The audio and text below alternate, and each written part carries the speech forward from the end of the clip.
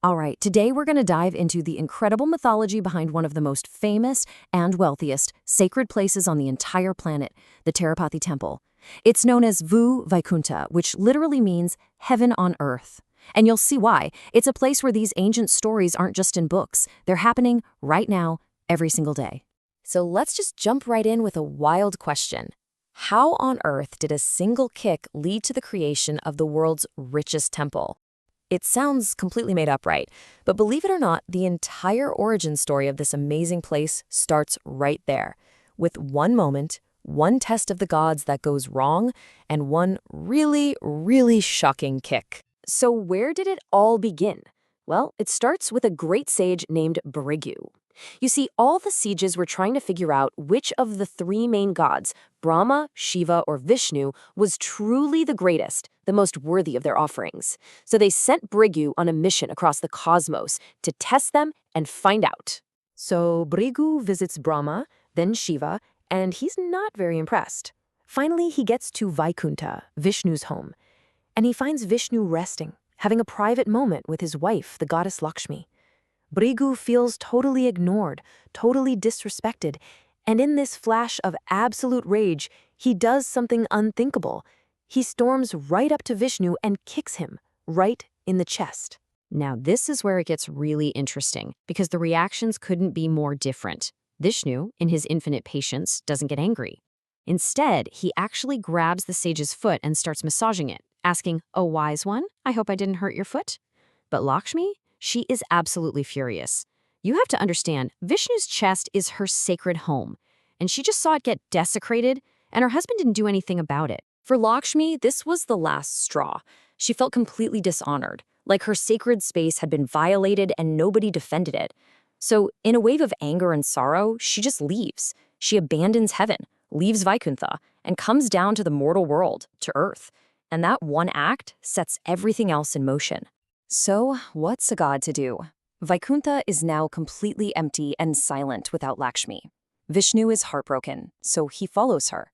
He comes down to earth, a lonely god on a mission to find his love and to do some serious penance for what happened. His search eventually leads him to the beautiful Tirumala Hills. And there, he finds an anthill, of all places, and decides to begin his meditation inside it. The other gods, Brahma and Shiva, they feel for him, so they disguise themselves as a cow and a calf to sneak him some milk every day. But one day, a local herdsman gets mad because he thinks the cow isn't giving him any milk. He throws his axe at it, but he misses, and the axe smashes into the anthill, hitting Vishnu right on the head. And this might seem like a small detail, but it's absolutely crucial to the story. That blow from the axe was so strong, it actually created a little bald spot on his head, where some of his divine hair fell out. And this injury is the direct origin of one of the most famous rituals at the temple today.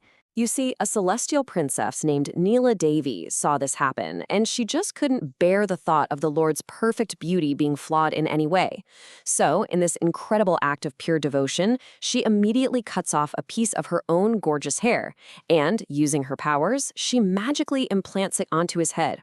Her reasoning? A god should never, ever be imperfect. And boom, there's the connection. Vishnu was so touched by her sacrifice that he made a promise. He declared that any of his followers who came to this spot and offered their own hair, which is a huge symbol of vanity and ego, would have their prayers fulfilled, and that beautiful hair would go straight to Neela Devi. And that's exactly why, to this day, millions of people offer their hair at Tirupati. But the story is far from over. After all this, Vishnu is now living on Earth as a man named Srinivasa, and he's about to find new love. But this wedding is going to come with a truly cosmic price tag. So Srinivasa is wandering the forests when he meets a beautiful princess, Padmavati, and it's love at first sight. Now their marriage is destined to happen, but there's one massive problem. She's royalty, and he's living as a poor hermit in the forest. He has absolutely no money for a royal wedding. So what does he do?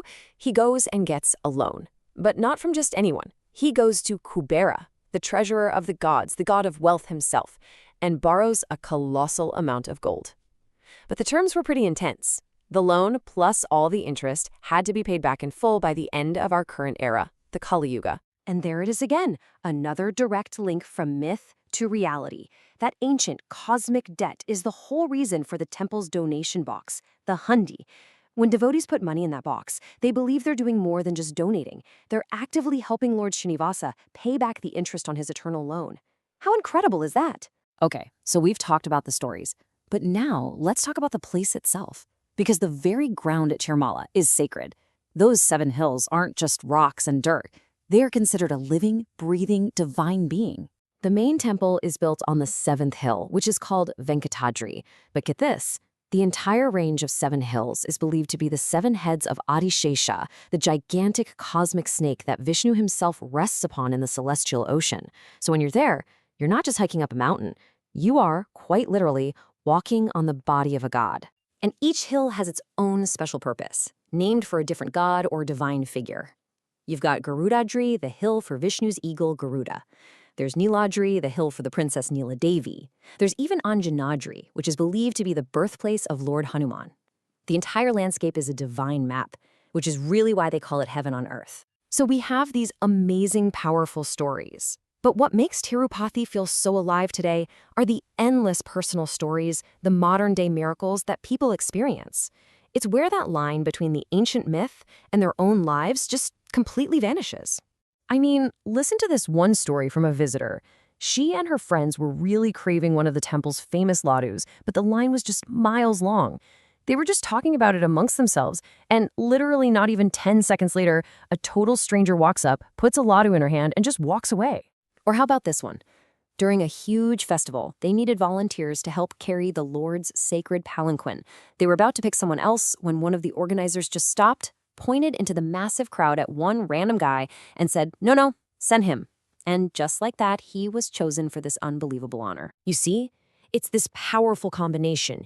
You have these deep, ancient stories that give the place its meaning, and then you have this constant stream of personal experiences and modern miracles that make the faith real right now. That powerful mix is what has made Tirupati the richest temple in the world. So really, if you take away one thing, let it be this. Tirupati is so much more than a temple. It's a place where a story is still being told and people are living in it. The reason they offer their hair, the reason they donate their money, they're all playing a part in a divine story that just keeps going every single day. And that leaves us with one last kind of beautiful question. People who go there often say that no matter how long you stand in front of the deity, the second you turn to leave, you get this overwhelming urge to just look back one more time. So what is that magic? Is it the story? Is it faith? Or is it something else entirely? That right there is the enduring mystery of heaven on earth.